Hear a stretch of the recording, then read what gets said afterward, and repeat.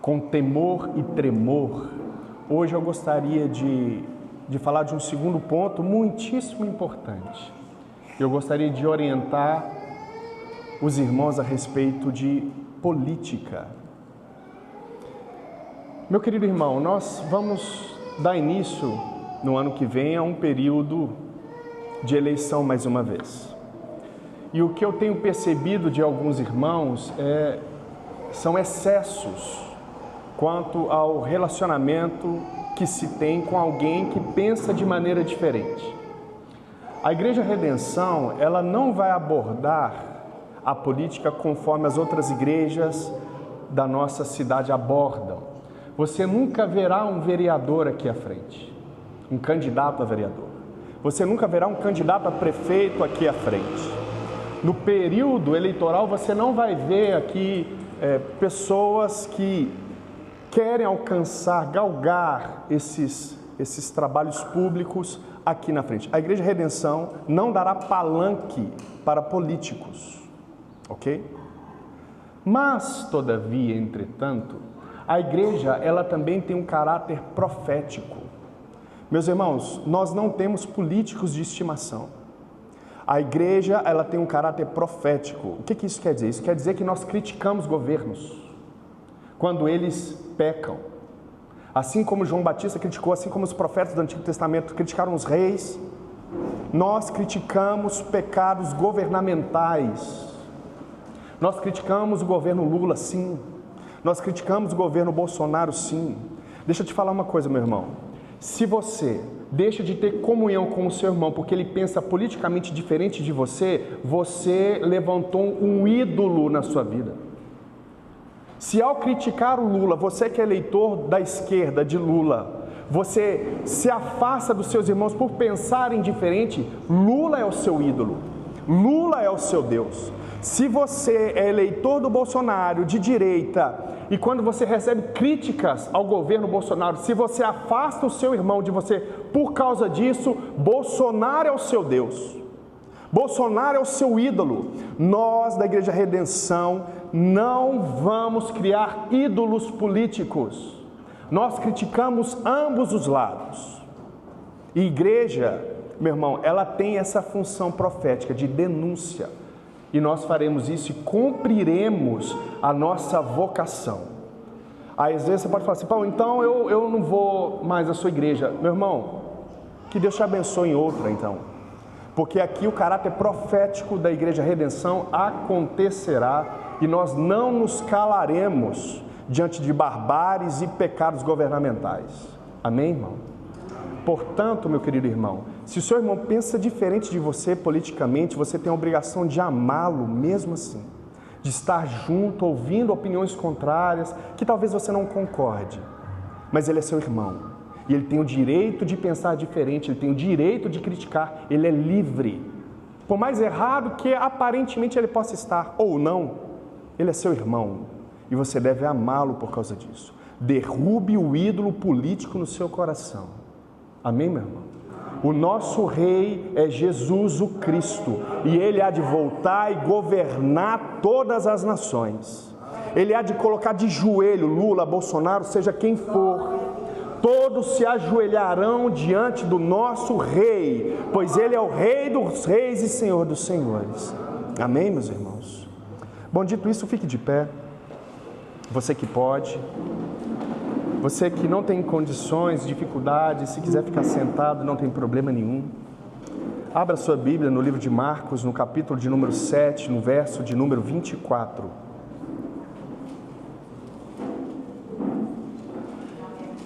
Nós estamos dando continuidade à exposição do livro de Marcos, versículo por versículo. Hoje nós chegamos no capítulo de número 7, no verso de número 24. A leitura acontecerá até o verso de número 37. Marcos, capítulo 7, verso de número 24.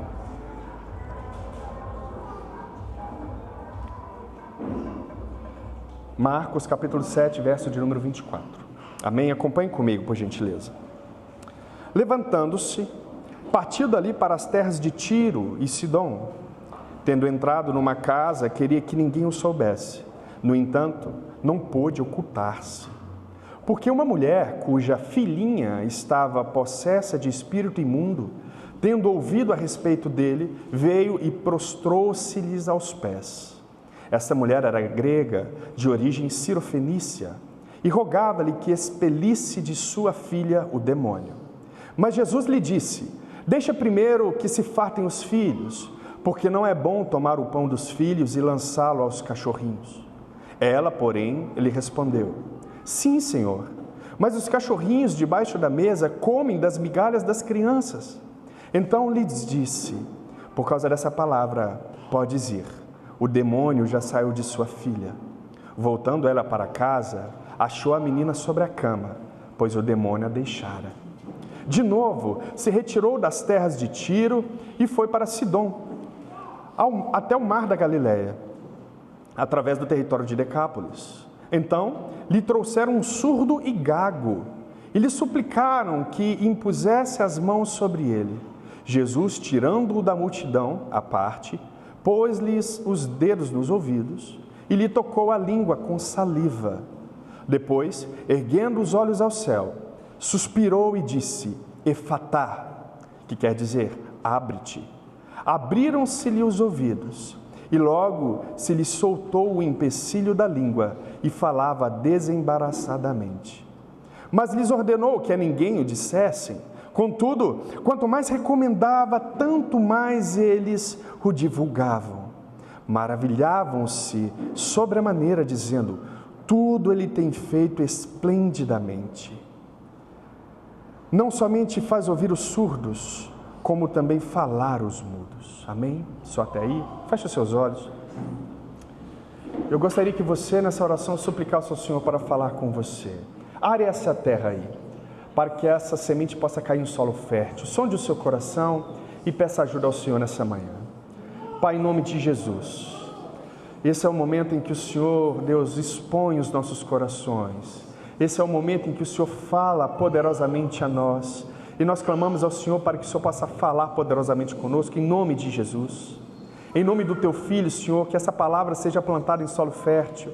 Que o Senhor possa nos guiar, ó Deus, em nome de Jesus, como nós pedimos muitas vezes aqui nos cultos. Ó Deus, guia-nos, pois o Senhor é o nosso pastor. Nós somos ovelhas desse Teu rebanho.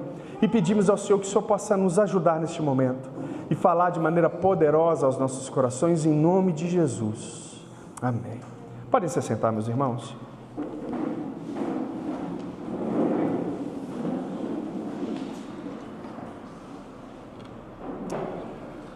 Meus queridos irmãos, como é notório diante da leitura que nós fizemos, hoje nós vamos falar de dois pontos principais. Nós vamos falar dos milagres que envolve a expulsão de um demônio à distância. E nós vamos falar também de um milagre a respeito da cura de um surdo e gago. Eu não sei se você já teve a experiência de estar precisando de uma ajuda urgente e você sabe exatamente a pessoa na qual você vai pedir essa ajuda, e ao chegar e pedir a ajuda, você ouviu um não como resposta. Eu não sei se você já teve a experiência de chegar para alguém pedindo ajuda, e essa pessoa, tendo o potencial de ajudar, negar a ajuda. Eu não sei se você já teve essa experiência, eu já tive essa experiência algumas vezes, e o sentimento, ele não é muito agradável assim. A gente fica triste, a gente fica nervoso, a gente começa a julgar: poxa vida, ele poderia me ajudar e não quis me ajudar por algum motivo. Eu não sei qual que é o sentimento que pode ter surgido ao seu coração. Mas aqui, no começo dessa exposição, nós vamos ver a atitude de uma mulher que levou um não diante da sua face. O título dessa mensagem, portanto, é Quando Jesus diz não para a gente. O texto vai dar o seu início dizendo que Jesus, ele se levanta de onde ele estava e parte dali para as terras de Tiro. Tendo entrado numa casa, queria que ninguém o soubesse. No entanto, não pôde ocultar-se. Versículo de número 24. Jesus e seus discípulos estão abarrotados de pessoas, atrás deles o tempo inteiro, a ponto de Jesus ir para uma cidade gentia, a fim de repousar. Os judeus, eles não davam entrada em cidades gentias por qualquer motivo, então Jesus, sabiamente, pensa, possivelmente, que ao ir numa cidade gentílica, ele poderia então descansar com os seus discípulos. Mas o texto vai dizer que ele não conseguiu repouso, ele não conseguiu ficar em paz. O texto vai dizer que ele não pôde se ocultar. Jesus, meu querido irmão e irmã, ele é o exemplo de seus próprios ensinos. Esse Jesus, ele diz em Mateus capítulo 5, verso 14 ao 16, no Sermão do Monte, ele diz assim: vós sois a luz do mundo. Não se pode esconder a cidade edificada sobre o monte, nem se acende uma candeia para colocá-la debaixo do alqueire, mas no velador, e ilumina todos os que se encontram na casa. Assim brilhe também a vossa luz diante dos homens, para que vejam as vossas boas obras e glorifiquem a vosso Pai que está nos céus. Olha que interessante. Jesus está dizendo, é impossível esconder boas obras. Mais cedo ou mais tarde, essas boas obras, essa luz, ela irá clarear, alumiar todo o ambiente. Portanto, é impossível se esconder. Jesus é essa própria luz. Jesus tenta se esconder aqui ou acolá, mas ele não consegue, porque a sua luz é esplendorosa demais para ficar debaixo do alqueire. Jesus está falando aqui exatamente o que ele ensinou. As boas obras, elas são impossíveis de não serem ditas. É claro que existem alguns pontos importantes a serem observados, porque, por exemplo, Jesus diz para não fazer essas obras a fim de serem vistos pelos homens. Se a tua mão direita faz alguma coisa, que a esquerda não o saiba, ok? Então existe um serviço humilde aqui. As obras que nós fazemos, elas não podem ser para gloriar a nós mesmos. Mas como João Batista, nós temos que dizer que ele cresça e que eu diminua. Mas as boas obras, elas são impossíveis de não serem vistas pelos homens. É isso que Jesus está sofrendo aqui. Ele brilha demais. O problema de Jesus é que ele é o sol da justiça. Não dá para esconder diante dele. Não dá para fazer com que as suas obras sejam acobertadas. Ele não consegue ficar sozinho ou oculto. No verso de número 25, o texto vai dizer: porque uma mulher cuja filhinha estava possessa de um espírito imundo, tendo ouvido a respeito dele, veio e prostrou-se-lhes aos pés. Esta mulher era grega, de origem cirofenícia, e rogava-lhe que expelisse de sua filha o demônio. Perceba, ela tinha uma filhinha que estava possessa de um espírito imundo. A palavra aqui está no diminutivo porque ela pode demonstrar a idade dessa criança ou a sua ternura, ok? Agora, o que é impressionante notar é que essa criança ou uma adolescente, ela estava possessa de um espírito imundo. Eu não sei se você já presenciou possessões demoníacas em crianças, mas é algo terrível. É algo que foge, ao meu entender, à compreensão. Como pode uma criancinha estar possessa de espíritos imundos? Isso me deixa intrigado. Mas nós sabemos, por outro lado, que todos nascem em pecado. Todos estão sujeitos a isso. A criancinha, ela está sujeita, sim, a possessões demoníacas, porque ela é pecadora como qualquer outro de nós. Portanto, a sua criança, ela não está num ponto neutro. O seu filho, a sua filha, eles não estão em um ponto neutro, onde Satanás não possa atacá-los. Atenção para isso. Muita atenção para isso. Sabe por quê? Porque o seu filho precisa da sua intercessão. O seu filho, a sua filha precisa dos seus cuidados. O seu filho e a sua filha precisa das suas orações. Não ache você que ele está em um ponto neutro, isento dos ataques do diabo, pois não está. Não está. Olha o problema que essa mulher enfrenta. A sua filha está terrivelmente endemoniada, possessa de demônios. Eu não sei se você já teve um caso semelhante na sua família. Às vezes seu pai, sua mãe, seus irmãos, alguém ficou possesso. mas é algo terrível de se notar, gera tristeza. Essa mulher é uma mulher gentia, e ela está com a sua filha terrivelmente possessa, só que ela ouve, o texto vai dizer, tendo ouvido a respeito dele. O testemunho de Jesus, ele ultrapassa barreiras físicas, geográficas.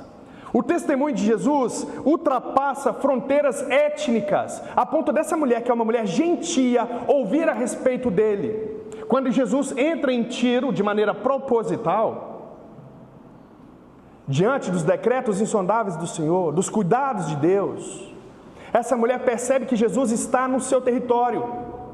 Então ela logo desperta Jesus, esse a quem eu tenho tanto ouvido falar, que cura, ressuscita mortos, cura enfermidades, que expulsa demônios. Esse Jesus pode expulsar o demônio da minha filha. Então essa mulher sai à procura de Jesus e o encontra. Ao encontrá-lo, o texto vai dizer, veio e prostrou-se-lhes aos pés. Esse ato de prostrar é um ato de humilhação. Essa mulher, ela se humilha diante de Jesus. O texto vai dizer que ela era uma mulher grega, de origem cirofenícia. Marcos, ele tem a intenção de destacar a origem dessa mulher. Essa mulher é uma mulher gentia, não faz parte do povo de Deus, não faz parte dos judeus. E essa mulher rogava-lhe que expelisse de sua filha o demônio. A palavra grega aqui para rogar-lhe tem o sentido de suplicar, implorar. Num texto paralelo, essa mulher vinha gritando Jesus, a ponto dos discípulos pararem e falar, Jesus, pelo amor de Deus, atende essa mulher aí que a gente não está aguentando mais. Essa mulher vem falando Jesus o tempo inteiro, a gente não está aguentando mais. Atende essa mulher, vamos parar, vamos atender essa mulher. Então Jesus para e a atende. A atende no sentido, a princípio, de dar ouvidos. Só que a resposta de Jesus não é uma resposta muito agradável.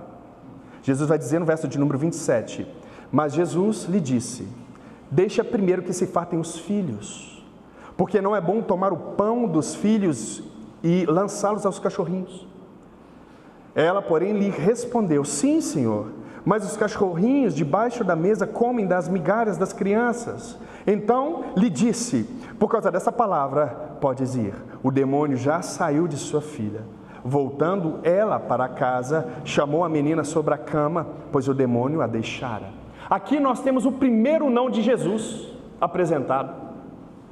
A mulher chega com o seu sofrimento, se encontra com Jesus e fala, Jesus, expulsa o demônio da minha filha. Jesus diz, não é bom, não, primeiro eu vou tomar conta dos filhos, eu vou alimentar os filhos. O que são esses filhos, meus irmãos? Esses filhos são os judeus. Jesus veio para o seu povo primeiro, e depois ele alarga as fronteiras e vai até os gentios.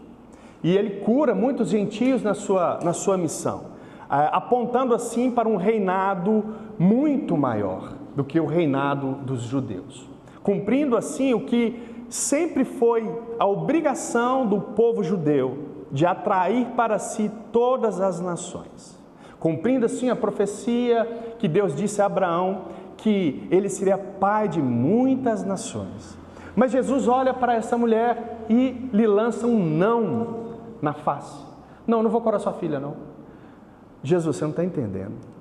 Ela poderia dizer, meu irmão, a filha dessa mulher está com demônios, e parece que essa possessão é algo contínuo, ela está terrivelmente endemoniada. E Jesus diz, não, eu não vou curar, primeiro eu vou curar aqui o povo, os filhos, eu vou lançar pão aos filhos primeiro. E ela diz, quando Jesus diz isso, alguns teólogos, meus irmãos, vão tentar diminuir a força do argumento de Jesus. Porque quando Jesus diz assim, olha, não é bom eu tirar o pão dos filhos e lançá-lo aos cachorrinhos. Jesus está chamando aqui os gentios de cachorrinhos. Sim, cachorros. E alguns teólogos, ao interpretar esse texto, eles vão tentar tirar um pouco do peso que há nessa palavra de Jesus, nessa frase em que Jesus está chamando os gentios de cachorro. Mas é exatamente isso que Jesus está dizendo. Eu não vou tirar nenhum peso das palavras do Cristo aqui. Por quê? Porque na cultura bíblica, meu irmão, essa metáfora ela era usada para insultar ou descrever pessoas indignas, inimigas ou espiritualmente corrompidas. Essa é a cultura bíblica. Em Apocalipse, capítulo número 22, versículo 15, está escrito: ficam de fora os cães, os feiticeiros, os impuros, os assassinos, os idólatras e todo aquele que ama e pratica a mentira. A palavra cão é usada aqui também. Filipenses 3,2, Paulo diz: acautelai-vos dos cães, acautelai-vos dos maus obreiros, acautelai-vos da falsa circuncisão. A palavra cão é usada aqui mais uma vez. Mateus, o próprio Cristo diz a respeito disso, no capítulo número 7, no verso de número 6, não deis aos cães o que é santo, nem lanceis aos porcos as vossas pérolas, para que não as pisem com os pés, e voltando-se vos dilacerem. Portanto, essa figura de chamar o outro de cão era uma figura muito vívida ainda. E eu não vou tirar o peso que Jesus está chamando os gentios de cães, sim, pessoas impuras, incapazes de ouvir até o momento a respeito de Jesus ou a participar de seus milagres, aparentemente. Bom, só que o que acontece é que no verso de número 28 ela vai dizer assim: ela, porém, lhe respondeu: sim, Senhor, mas os cachorrinhos debaixo da mesa comem das migalhas das crianças. Meus irmãos, os judeus não tinham cachorro. Cachorro era tido como um animal impuro. Eles não tinham cachorros de estimação. Só que o argumento que essa mulher traz é um argumento de sua cultura. Os gentios têm cachorro. E os gentios têm cachorro de estimação. E sabe o que acontece, Jesus? Acontece que quando a gente está reunido comendo, os cachorros ficam à espreita, alguns entram debaixo da mesa a fim de pegar migalhas. Sabe o que essa mulher está fazendo aqui, meu irmão? Se humilhando. Jesus a chama de cachorro. Ela diz: sim, Senhor, mas esse cachorro aqui, ele também come, ele pega migalhas que caem da mesa de seus senhores. Essa mulher, ela contra-argumenta, meu querido irmão. Ela não poderia voltar para casa sem ter o seu problema resolvido. Ela ouviu um não de Jesus, mas ela não desistiu. Ela contra-argumentou e ela venceu na argumentação com Deus, a ponto de Jesus dizer: por causa desta palavra, mulher, por causa disso que você me falou, podes ir, o demônio já saiu da sua filha. Aqui é demonstrado o poder deste Deus maravilhoso. Jesus, ele não tem que estar de frente com o endemoniado não, meu irmão. O nosso Deus, esse Jesus, é Senhor dos senhores e não existe barreiras diante dele. Ele dá uma ordem aqui e acontece acolá, a quilômetros de distância. Ele diz: pode ir, que eu já dei ordem e o demônio saiu da sua filha. Vai. O texto vai dizer que ela, voltando para casa, achou a menina sobre a cama, pois o demônio a deixara. Qual que é a conclusão do fato? Jesus é diferente. Ele me disse, eu criei, fui lá, e quando cheguei lá, a minha filha estava sã, sentada, deitada sobre a cama. Meu querido irmão, eu não sei qual foi o problema que você teve que o levou até Jesus, não sei, mas sabe que você foi no lugar certo. Jesus, ele pode sim resolver ou ajudar você a resolver o seu problema. Não espere encontrar outro problema maior para ter um outro encontro com ele. O que eu quero dizer? Eu quero dizer que todos nós fomos até Jesus, ou pelo menos a maioria de nós, porque a gente estava com um problema. Eu queria morrer. Eu não sei se você quis também, mas eu queria acabar com a minha vida. Não encontrava sentido para ela. E eu encontrei Jesus, ou melhor dizendo, ele me encontrou e me deu sentido para a vida. Eu não sei qual dor, qual sofrimento fez com que você chegasse até Jesus. Essa mulher tinha sua filha possessa de demônios. Ela se encontrou com o Senhor dos Exércitos, que expulsa demônios, que livra as pessoas de seus inimigos. Ela encontrou com Jesus. Agora, por amor, Deus, ele nos coloca de joelhos de vez em quando, para que a gente possa se aproximar dele. Às vezes, Jesus percebe que a gente está andando por outro caminho, e ele vai lá e permite que alguma coisa aconteça para nos aproximar dele mais uma vez. Às vezes, meu querido irmão, Deus nos coloca de joelhos, para que a gente possa voltar a ter comunhão com ele. Não espere, meu irmão, Deus te colocar de joelhos, para que você o adore de joelhos em louvor e adoração. Não espere esse momento chegar. Adore ao Senhor em todas as circunstâncias da sua vida. Existe um outro ponto.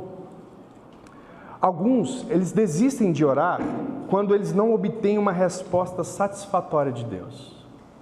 E aqui eu chamo a atenção para os calvinistas que não compreenderam muito bem a graça e a vida cristã. Porque se essa mulher fosse uma calvinista, meu irmão, minha irmã,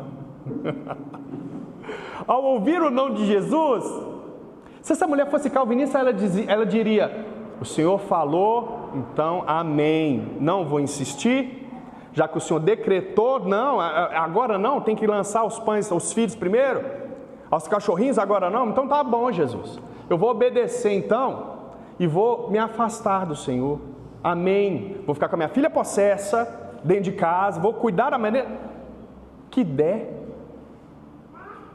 Algumas pessoas deixam de orar a Deus, porque acreditam que quando eles não obtêm uma resposta satisfatória, quer dizer que Deus não quer abençoar. Essa mulher não era uma calvinista inconformada. Essa mulher, ela insistiu, ela contra-argumentou, ela precisava de um milagre. O que eu quero dizer com isso, meu irmão?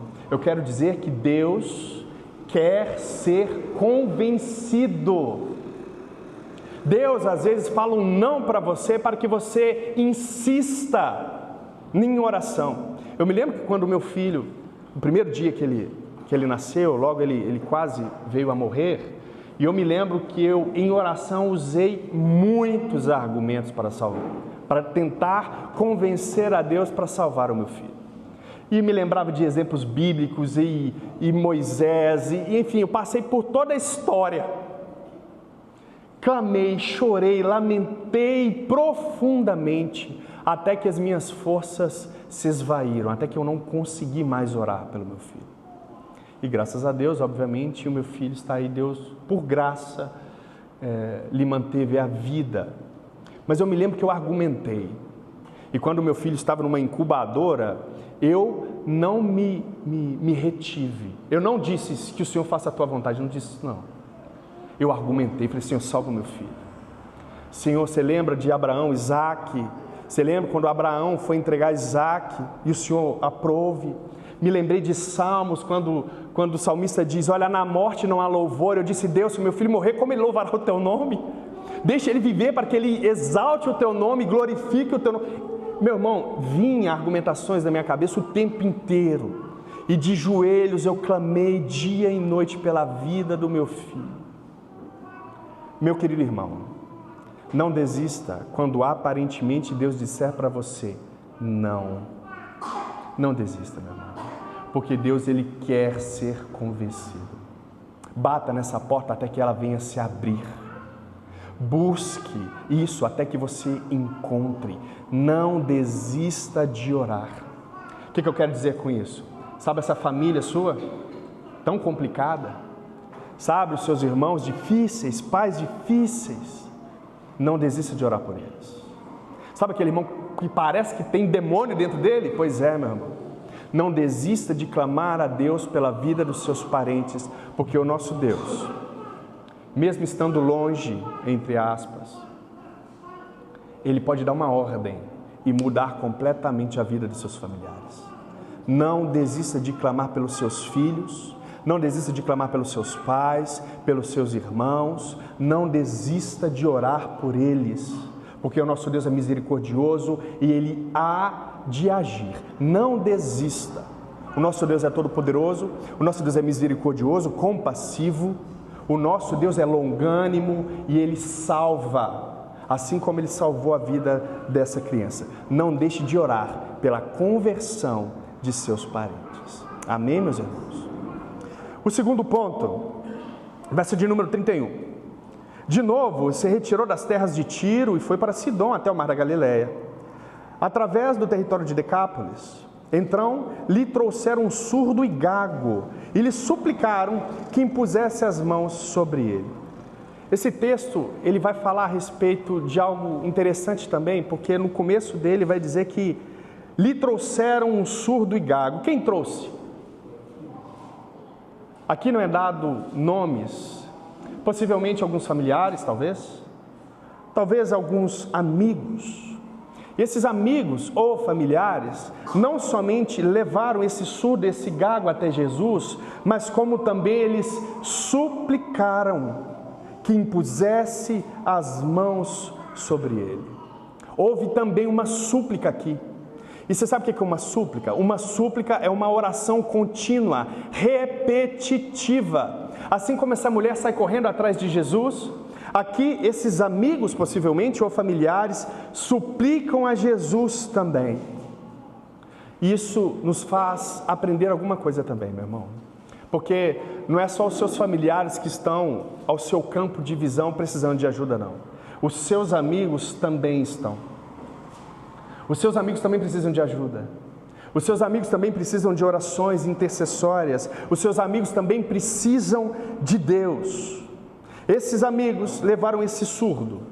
Ele não falava. Mas como que eles perceberam que esse homem ele era também gago?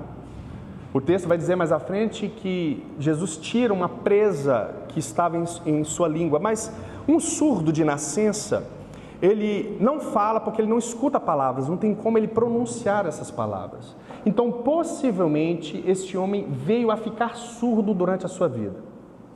E com isso se percebeu a sua gagueira, o seu impedimento de falar de maneira correta. Eles então, seus amigos ou familiares, pegam esse surdo e gago e levam até Jesus. Ao chegarem a Jesus, eles suplicam para que Jesus impusesse as mãos sobre eles.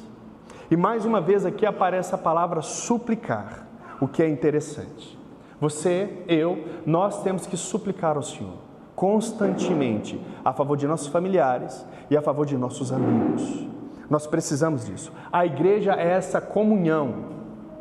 A igreja é essa reunião de amigos. É uma família, sim, de maneira espiritual, mas sim, é uma família.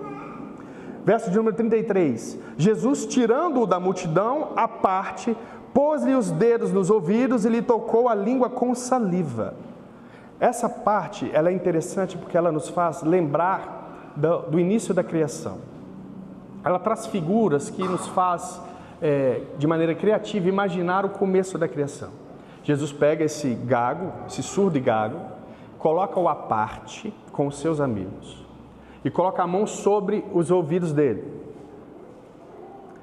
E o texto vai dizer que ele coloca saliva na boca desse gago.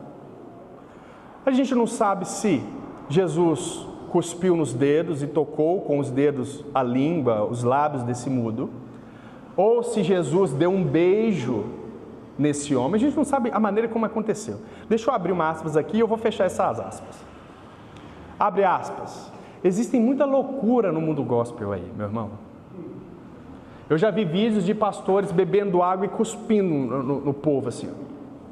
Meu irmão, Jesus nunca mandou fazer isso. Talvez eles usem esse texto como base para fazer essas loucuras. Meu irmão, eu nunca irei fazer isso com você, pode ficar tranquilo. Nunca vou cuspir em ninguém aqui a fim de que Jesus cure alguém. A glória a Deus, irmão. Existem muita loucura aí, muita loucura mesmo. Mas esse não é o caminho que nós seguimos, nós não acreditamos nisso. Nós não sabemos como Jesus efetuou isso, mas fato é que ele, como um olheiro, com as mãos, ele encosta no ouvido, que é um sinal de curar a surdez. Então ele com a saliva, ele toca na língua desse homem, que é um sinal de cura da gagueira. É como se Deus, mais uma vez, estivesse formando um homem, como um olheiro. Ele está moldando um vaso com as mãos, esse barro precisa estar úmido, então ele cospe. A linguagem é muito semelhante. E o texto vai dizer que, antes dele falar efatá, ele suspira, ele faz... olha para o céu e diz efatá, como alguém que está dando fôlego de vida mais uma vez, restaurando a vida de um homem impossibilitado por causa de suas enfermidades mais uma vez. E essa figura, ela é belíssima. Mão nos ouvidos, saliva nos lábios, suspiro, abra-te, ou efatá, abra-te. Então, o mudo, ou melhor dizendo, o gago começa a falar de maneira livre e espontânea. O surdo começa a ouvir. Então, Jesus fala uma coisa que é um absurdo. Ele diz, não conta para ninguém. Aqui nós encontramos o segundo não de Jesus. Não conta! E mais uma vez, Jesus é desobedecido.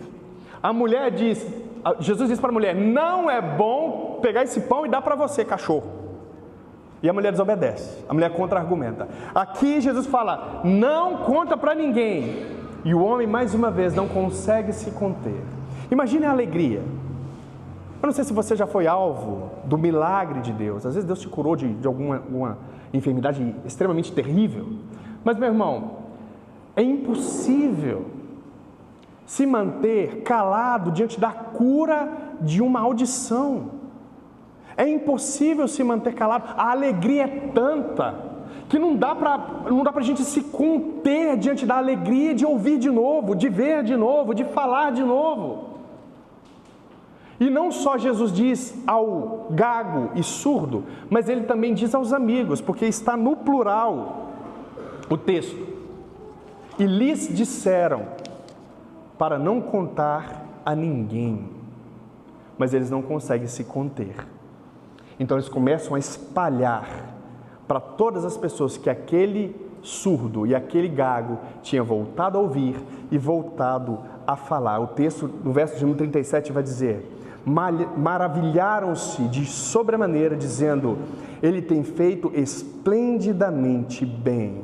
Não somente faz ouvir os surdos, mas falar também os mudos. A palavra esplendidamente aqui é a palavra grega kalos, que quer dizer excelente. O testemunho que Jesus está ouvindo a respeito dele mesmo, então, é tudo que esse Jesus faz é excelente, é perfeito. Ele tem feito ouvir os surdos e falar os mudos. Jesus, meu irmão, ele é Deus. E Deus é bom. Jesus é bom e não pode fazer o mal. Jesus, ele cura enfermidades. Jesus, ele expulsa demônios. Jesus, ele transforma a vida familiar. Não desista de orar. Ao ouvir o não de Jesus, insista. Testemunhe a respeito dos seus benefícios. Entenda que a oração intercessória é muito importante, vale muito a oração de um justo. Ore pelos seus amigos, não olhe só para você, meu irmão, não olhe só para as suas dores, mas olhe para aquele também que está sofrendo. Tire um pouco do olhar sobre você e olhe à sua volta. Veja os seus amigos que estão em sofrimento, veja os seus familiares que estão em sofrimento. Existe um outro ponto importante aqui, porque talvez você não seja surdo biologicamente, fisicamente. Talvez você não seja mudo, mas um dia você estava morto. E aqui eu chamo a sua atenção, porque se você nasceu de novo, se você foi ressuscitado por Jesus, por que você não tem ouvido a voz dele, irmão? Se você nasceu de novo mesmo, e tem todos os seus sentidos de maneira saudável, por que você não tem falado do amor dele ainda? Porque se ele te ressuscitou dentre os mortos, meu irmão, o mínimo que você teria que fazer é ouvir e falar. Foi o que esse mudo fez e ele não se conteve. Eu tive que testemunhar. Aí Deus te salva, te livra do quinto dos infernos e você está lá como se fosse mudo ainda. E você vive como se fosse surdo ainda. Jesus não te curou, meu irmão, para você ficar com os ouvidos tapados e com a língua presa. Jesus te chamou para ouvir o Evangelho e proferir o Evangelho e falar do Evangelho para os seus familiares, para os seus amigos, para todos aqueles que estão ao seu redor. Porque se caso contrário isso não aconteça, meu irmão, isso pode querer dizer uma coisa: você não nasceu de novo. Você não foi abençoado, você está morto, continua com os ouvidos tapados, continua com os lábios cerrados, você parece um ídolo, tem ouvido, mas não ouve, tem boca, mas não fala, tem mão, mas não apalpa, não ajuda ninguém. Essa não são características de quem nasceu de novo. Quem nasceu de novo ouve a voz do seu pastor, e o segue. Quem nasceu de novo fala a respeito dos benefícios de Deus. Não seja, meu irmão e minha irmã, um homem ou uma mulher que tem os seus ouvidos tapados como se estivesse surdo e os seus lábios trancados como se fosse mudo. Não faça isso. Evangelize, fale do amor de Jesus Cristo o tempo inteiro. Convide para a igreja, convide pessoas que estão sofrendo a estarem aqui, porque aqui há refrigério quando a palavra de Deus é pregada. Não fique com seus lábios fechados. Amém, meus irmãos? Existe um outro ponto. Um outro ponto é que pode ser que você até tenha nascido de novo, mas que o mundo acabou te seduzindo mais do que o próprio Senhor. Talvez você abandonou a sua missão, deu ouvidos ao mundo, e está se banqueteando com o que o mundo tem te oferecido. Talvez você está gostando de satisfazer os seus desejos carnais no mundo aí afora. Aí você fechou os ouvidos para Deus mais uma vez e fechou os seus lábios para Ele. Meu irmão, você que está se banqueteando nesse mundão aí afora, eu quero te dizer uma coisa. Volta. Abandone esse amor passageiro aí. João vai dizer, melhor dizendo, Jesus diz em Apocalipse, um trecho clássico da palavra de Deus, que diz assim: tenho, porém, contra ti, que abandonastes o teu primeiro amor. Muitos de nós, meus irmãos, abandona o cristianismo, esse primeiro amor, e vai atrás de outro amor, a satisfação de seus amores, a satisfação de seus desejos.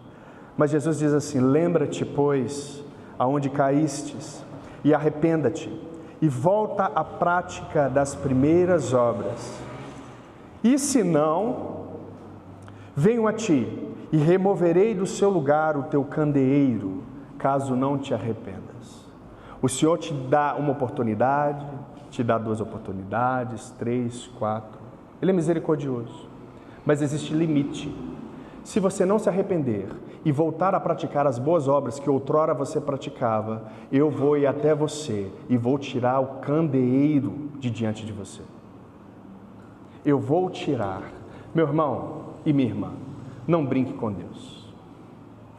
O nosso Senhor é longânimo e misericordioso, Ele dá muitas chances, Ele perdoa pecados, mas a paciência dEle tem limite. Nós não sabemos qual que é o limite, mas nós sabemos que tem um limite. E que quando esse limite chega, Ele vem e cumpre a sua palavra. Ame ao Senhor, volte às práticas das primeiras obras, se arrependa dos seus pecados e volte ao Senhor. Volte a falar, volte a ouvir. Amém, meu irmão? Fique de pé.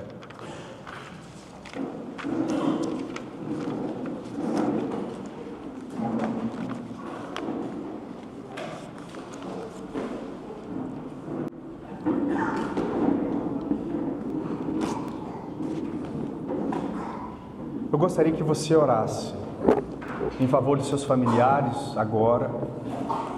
Gostaria que você orasse e se lembrasse dos seus amigos, aqueles que não conhecem Jesus, aqueles que estão passando por dificuldades, na qual você sabe.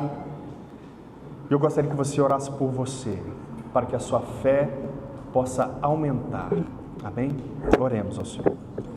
Pai, em nome de Jesus, nós temos, ó Deus, parentes que são atacados pelo diabo. Satanás, o príncipe desse mundo, cegou o entendimento deles para que eles não reconheçam o seu senhorio, o seu Senhor. Pai, em nome de Jesus, nós clamamos ao Senhor, que o Senhor venha desfazer toda a obra de Satanás na nossa família, em nome de Jesus.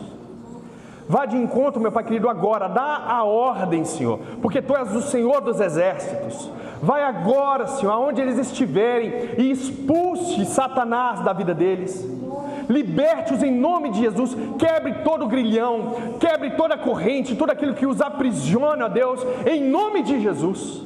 Liberta os nossos familiares, liberte os nossos filhos, liberte os nossos pais, os nossos irmãos, tios, avós, liberte-os em nome de Jesus. O Senhor tem poder para isso, ó Deus. Em nome de Jesus, liberte-os para a glória do Teu nome.